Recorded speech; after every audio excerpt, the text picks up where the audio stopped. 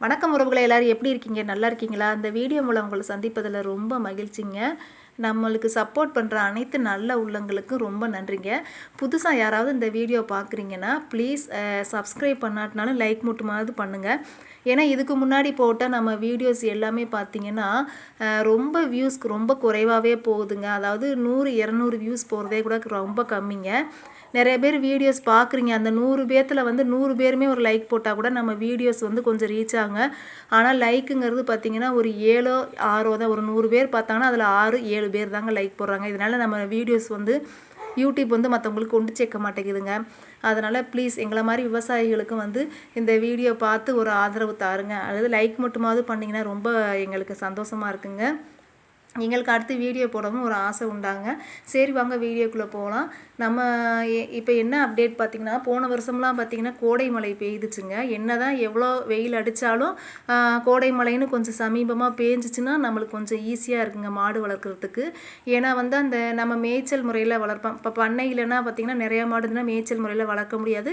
ஆனால் நம்ம மாடுகள் கொஞ்சம் அதிகமாகவே இருந்தாலும் நம்ம வந்து மேய்ச்சல் காடு இருக்கனால நம்ம அதில் கட்டி பழக்கப்பட்டனால எங்களுக்கு கொஞ்சம் அது ஈஸியாகவே அமைஞ்சிடுதுங்க.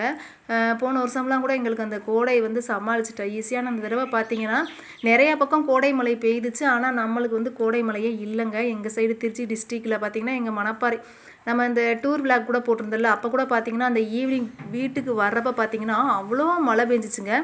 சரி நம்ம ஊர்லேயும் நல்லா மழை பெய்ய மாட்டுக்கு நம்ம இப்படி பிக்னிக் போயிட்டோமே அப்படின்னு சொல்லிட்டு கூட ஃபீல் பண்ணங்க. அங்கேருந்து வீட்டுக்கு வரவே முடியலை. 1 மணி நேரம் அங்கே பஸ் ஸ்டாண்ட்லேயே லாக் ஆன மாதிரி ஆகிட்டோம். அவ்வளோ மழை தண்ணியாக இருந்துச்சு. அதே நம்ம வந்து சரி விட்டதுக்கப்புறம் போனால் இன்னும் லேட் ஆகின்னு சொல்லி இருட்டிடும் வந்துட்டோம். ஆனால் நம்ம ஊரில் வந்து பார்த்திங்கன்னா சும்மா பேஞ்சு தான் இருந்துச்சு. நம்ம அந்த பூமி தான் நனைஞ்சிருந்துச்சு.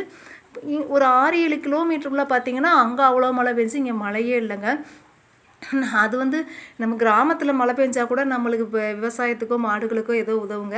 ஆனால் வந்து நகரத்தில் அவ்வளோ மழை பெஞ்சிச்சு, நம்மளுக்கு அந்த குடுப்பு நிலையே என்னவோ வந்து பார்த்தா அவ்வளோ கம்மியாக இருந்துச்சுங்க. அதே மாதிரி ரொம்ப குறைவாகவே இந்த வருஷம் மழைன்னே சொல்லலாம். ஒரு 2 தடவை தான், இந்த மே மந்த்தில் ஒரு 2 தடவை தான் மழை வந்துச்சு. அந்த மழை வந்ததும் பார்த்திங்கன்னா பூமி வந்து நனைஞ்ச மாதிரி இப்படி தான் பேஞ்சிச்சுங்க. அதனால் வந்து மேய்ச்சல் காட்டில் வந்து நம்ம மாடுகளை கட்டவே முடியலைங்க.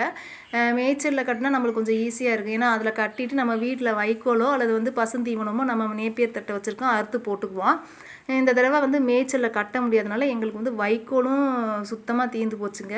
நாங்களும் இந்த வேனில் வந்து இறக்குவாங்கல்ல, அதில் வந்து ஒரு தடவை பார்த்திங்கன்னா 230 240ன்னு சொல்லிட்டு ஒரு தடவை ஒரு 10 கத்தை வாங்கினோங்க. அதுவும் தீர்ந்துடுச்சு. இப்போ போன வாரத்தில் பார்த்திங்கன்னா 200ரூவாங்கிற ரேட்டில் கெஞ்சி 200ரூவா 210 220 சொன்னது 200ரூவான்னு வாங்கினோங்க. அது மாதிரி வாங்கி தான் வச்சுக்கிட்டு இருக்கிறோம். நேப்பியர் தட்டையும் சும்மா நம்ம வைக்கோல் இல்லைன்னு சொல்லிட்டு நேப்பியர் தட்டையே அறுத்து போடுறனால வேலை போல் எங்களுக்கு அதிகமாக இருக்குது. ஏன்னா நானும் ஹஸ்பண்டு மட்டும்தானே இந்த மாடுகளை கவனிக்கிறோம். அதனால் காலையில் வந்துட்டு நம்ம பூ எடுக்கிற வேலையும் அதிகமானனால பூ எடுத்துட்டு அப்போயே திருப்பி நேப்பியர் தட்டை ஒரு கட்டை அறுத்துட்டு வந்து போடுவாங்க. அப்புறம் இடையில வந்து வைக்கோல் போடுவான். இப்போ நம்ம வைக்கோலும் இல்லாதனால ரொம்ப குறைவாக இருக்குது. அந்த 5 கத்தையிலையுமே பார்த்திங்கன்னா அதை பிரித்தோம்னா கொஞ்சம் நேரத்தில் காலி ஆகிடுது. நம்ம வீட்டில் உள்ள இந்த குட்டீஸ்க்கு இருக்காங்களே, இந்த ரீனா, டீனா, அழகுமணி, அம்மு, அந்த 5 பேருமே பார்த்திங்கன்னா நம்ம மாடுகளை விட கண்ணுக்குட்டிங்க தாங்க அதிகமாக தீவனம் எடுத்துக்குது. அவங்களுக்கு தான் அதிகமாக அது இதுன்னு போட்டு வளர்க்குற மாதிரி இருக்குது. கொஞ்சம் நேரம் நம்ம வெளியில் அங்கிட்டு தோட்டத்துக்கு அந்த சைடு போனாலே எனக்கு எதுவும் கவனிக்காமல் போறியே அப்படிங்கிற மாதிரி ரொம்ப சவுண்டாக இருப்பாங்கங்க, கத்திக்கிட்டு இருக்குப்பா. அதே மாதிரி நைட் நேரத்தில் ஹஸ்பண்ட் அந்த தண்ணி பாய்ச்ச போகலாம் அப்படின்னு சொல்லிட்டு போனாங்கன்னு வச்சுங்களேன், 3 பேரும் தூங்கினா கூட எந்திரிச்சு நின்றுட்டு பேன்னு கத்துவாங்க. நைட்டு 2 மணி 3 மணிக்கெல்லாம் அந்த மாதிரி ரொம்ப திண்ணி பண்டாரமாகவே ஆகிட்டாங்கங்க. அவங்களுக்குன்னே பார்த்திங்கன்னா நான் அந்த வரப்புலலாம் நெல் வயல் வரப்புலலாம் அந்த புல் இருக்கும்ல, அதில் வந்து சாக்கில் அறுத்துட்டு வந்து வைப்பேங்க. எனக்குமே கொஞ்சம் நாளாகவே சமீபமாகவே பார்த்திங்கன்னா இடுப்பு வலிக்கு நான் ட்ரீட்மெண்ட் எடுத்தேன் போன வருஷம். நல்ல வேலையாக அதை அப்படியே நீடிக்கும்னு பார்த்தா, இருந்தாலும் வந்து எனக்கு வந்து அந்த வலி இல்லை. இருந்தாலும் ரொம்ப ஹெவியாக செய்கிறப்போ வந்து நம்மளுக்கு அந்த இடுப்பும் வலிக்கிறனால நம்மளால் வந்து இந்த தீவனத்தட்டை அறுத்து தூக்கம்ல சாதா சோளத்தட்டைக்கும் தீவனத்தட்டைக்கும் நிறைய டிஃப்ரெண்ட் இருக்குங்க.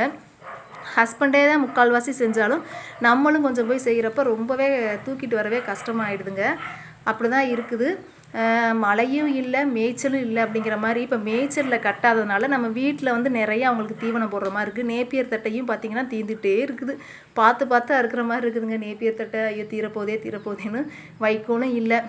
அடுத்து பார்த்திங்கன்னா இனி வந்து காசு கொடுத்து வாங்க வேண்டாம்னு நினைக்கிறேன். ஏன்னு கேட்டிங்கன்னா நம்ம இன்னும் ஒரு 10 நாளில் வந்து நம்ம அறுவடைக்கு தயாராகிடுச்சுங்க நெல்.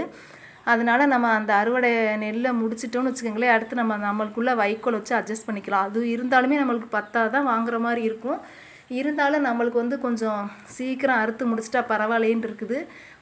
எப்படின்னா இப்போ மாற்று முறை 4 கட்டு வைக்கோல் ஒருத்தவங்கள்ட்ட வாங்கினோம்னா நான் 10 நாளில் நாங்கள் அதாவது இப்போ ரீசெண்டாக அறுக்கிறவங்கள்ட்ட 4 கட்டு வாங்கினோம்னா அப்புறம் நம்ம ஒரு 10 நாள் அறுத்ததுக்கப்புறம் அந்த 4 கட்டு அவங்களுக்கு ரிட்டன் கொடுத்துட்டு காசு இல்லாமல் இப்படி மாற்றிக்கலாம் அப்படின்னு சொல்லி ஐடியா பண்ணிக்கிட்டு இருக்கோங்க. மழையும் இல்லை மேய்ச்சல் இல்லைங்கிற மாதிரி இவங்களை வச்சுட்டு கவனிக்கவே கஷ்டமாக இருக்குது. அப்புறம் நம்ம மாடுகள் எல்லாமே ஓரளவுக்கு சினையாக தாங்க இருக்குது. ஆனால் வந்து நம்ம கன்ஃபார்மாக சொல்ல முடியலை. அதனால் அடுத்தடுத்த வீடியோக்களில் நம்ம மாடுகள் வந்து எத்தனை மாதம் செனை அப்படிங்கிறத நம்ம சொல்லலாம். ஏன்னா நம்ம கன்ஃபார்ம் பண்ணாமல் நம்ம சொல்ல முடியாதுல்ல. அதனால் செனை எப்படின்னு அப்டேட் பண்ண முடியலை. அடுத்து பார்த்திங்கன்னா அந்த கன்றுகளை கொஞ்சம் குறைக்கலாம்னு நினைக்கிறோங்க. ஆனால் நம்ம அந்த கோவிலுக்கு விட்ட கன்றுக்குட்டியுமே இப்போ விட முடியாத சூழ்நிலை. 6 மந்த் நம்மள்ட்ட தான் இருக்கணும் அப்படிங்கிற மாதிரி ஒரு சுச்சுவேஷன் அமைஞ்சிடுச்சு. இல்லைன்னா அதை கொடுத்துருந்தோம்னா கொஞ்சம் ஈஸியாக இருக்குது. ஏன்னா மழை காலங்களில் வந்து நம்மளுக்கு வந்து செட்டு வசதி இல்லைல்ல. அதனால் மழை காலங்களில் மாடுகளை குறைப்போம்னு நினைக்கிறேன். ஓகேங்க, பாய்.